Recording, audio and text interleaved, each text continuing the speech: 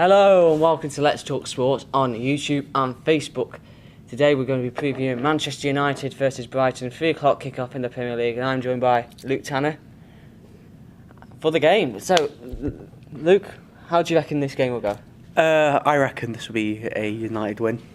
I reckon it's a pain for the sake, because I love it when United lost. But I think I do predict a United win. I know Brighton beat them beginning of the season, but I thought that was under Jose Mourinho. This is under Ole Gunnar Solskjaer, like the saviour, the Messiah himself. But no, I thought it can only be a win. It can only be a win. I think United are in the race for top 4. I think the race is well and truly on. They played well against Spurs. They got an extremely lucky second half. They should have lost that game in my eyes, but David De Gea sort of saved him again as he did against Arsenal last season. But I just can't see anything else but a United win. To be honest, I really can't. But obviously, from a Brighton point of view, if I'm Glenn Murray, I'd be looking at Phil Jones. I'd be looking like if he does start again, I'd be looking to bully him just like Kane bullied Phil Jones. I know Phil Jones had an okay game, but let's be honest, Kane bullied Lindelof and Phil Jones throughout the whole game. So that could be a key area. Set pieces, I think, will be key for Brighton.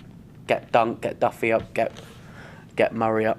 Get knockout on the delivery. Yeah, get knockout on the delivery, or Pascal Gross, get him on. But yeah, I just think it'll be a United win. I think it'll be a Paul Pogba run the show again, and then everyone will be saying, "Oh, best midfielder in the world," but he can't do it consistently because he can't. This is probably the longest run he's put together, but actually playing okay, and that's it. So, if you're looking at Ole Gunnar Solskjaer, you mentioned it before. He's won his first 6 games, and he's become the first Manchester United manager in history to do that. It's an even better start to his managerial career at Old Trafford, albeit in being a caretaker, than Sir Alex Ferguson had, obviously. And you all know what Sir Alex Ferguson achieved there, we don't need to say. But do you think Ole Gunnar Solskjaer, this is a bit of a loaded question, I will admit, deserves the job full time if he can achieve something with this squad this season? if he gets top 4, and if he wins either the FA Cup or the Champions League, for me, that will put him favourite. And if that does happen, I'll be interested to see how long he lasts next season, because obviously, like, they're riding the crest of a wave. At the moment, everything's going their way. What's going to happen when they lose? When they lose a game? Or let's say in the Champions League and PSG just turn them over, slap them about.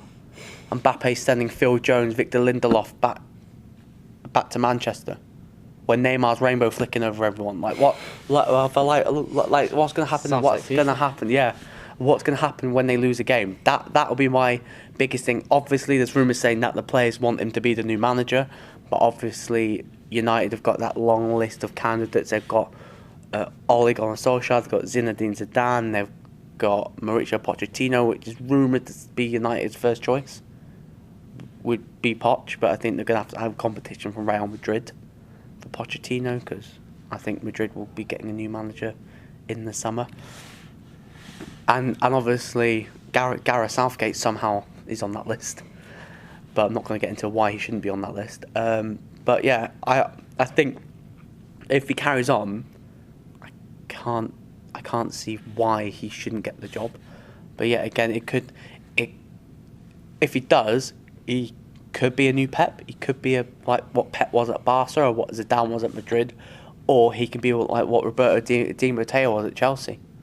Didn't get everything his own way and got sacked 6 months later after losing to West Brom. So it could be either one of them, but I fully expect him not to get the job, because I think they've got an agreement that he goes back to mould. He goes back to mould it unless they've arranged a £7 million compensation packet already if they decide to keep him on. But Yeah, it's probably will end I up think back to I mould. think it'll be ludicrous if he does stay, but for him to get top 4, they need to get a centre back.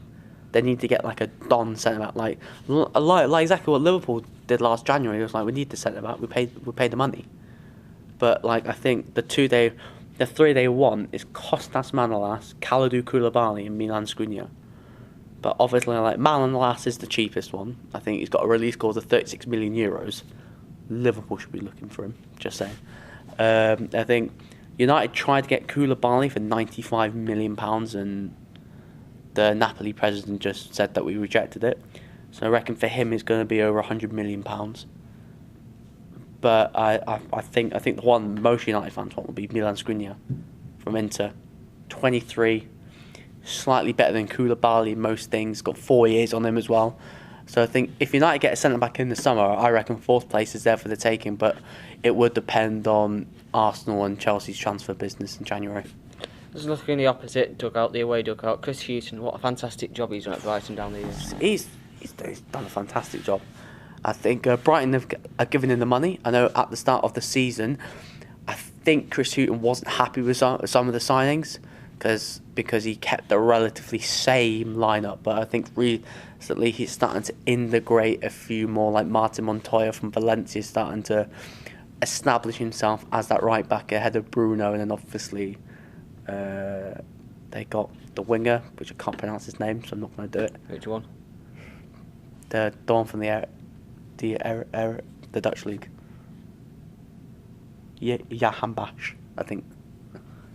We'll give it a go. Yeah, Jahan Bash, I think that's how you say it. And then they got Yves Bissouma in midfield, who looks like a really good player. I'm surprised he's not played as much as I thought he would.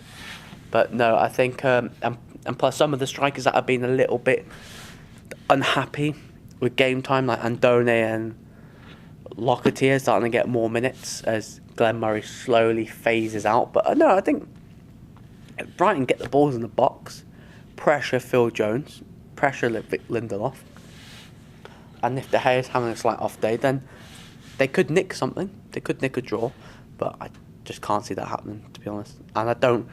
For Brighton, I don't think Brighton will get relegated. Brighton's team's too good. There's worse teams than them that will go down this season. One of them's called Fulham, one of them's called Huddersfield, and then the other one will probably be Cardiff or Newcastle.